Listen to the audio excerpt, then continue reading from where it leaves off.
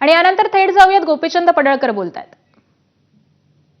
आज आपल्या सर्व टीव्ही चॅनलच्या माध्यमातून कळतंय की हक्कभंग समितीने आज अहवाल माननीय अध्यक्ष महोदय यांच्याकडे सुपूर्द केला आहे।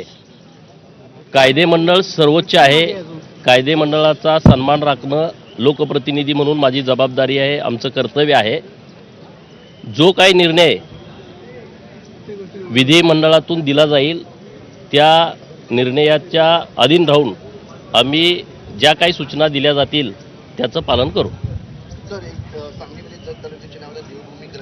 नाही नाव नाही ते जरा हे बघा, मी अशी मागणी करत आहे राज्य सरकारकडं आणि तशा पद्धतीची लक्षवेधी मांडलेली आहे की जतला नेहमी दुष्काळी भूमी म्हणून बघितलं जातं, परंतु मी आता 1 वर्ष झालं मला जतचा आमदार होऊन मी सर्व भागात फिरल्याच्या नंतर माझ्या काही बाबी लक्षात आल्या की या जत तालुक्यामध्ये काहीतरी वेगळंपण आहे।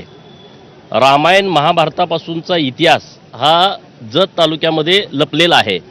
अनेक अशी प्राचीन मंदिरं आहेत की जिथं लाखो लोक, म्हणजे अत्यंत हे वेगळी बाब आहे की महाराष्ट्रात देशात एका तालुक्यामध्ये इतकी मंदिरं कुठल्याच तालुक्यात नसतील अशी जवळपास 36 मंदिरं जत तालुक्यामध्ये आहेत की जिथं दरवर्षी महाराष्ट्र, कर्नाटका आणि तेलंगणा आणि काही भागामध्ये गोवा राज्यातील लाखो भक्त दर्शनासाठी येतात।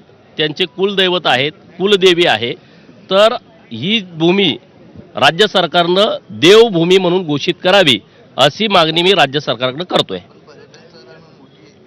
नाही, मोठ्या प्रमाणामध्ये ह्याचं एक सर्किट तयार करावं, त्या दृष्टिकोनातून सर्व सोयी सुविधा एकत्रितपणे सर्व मंदिराचा आराखडा विकसित करावा आणि मग महाराष्ट्रातून देशभरातून मोठ्या प्रमाणामध्ये लोक जतला येतील आणि त्यासाठी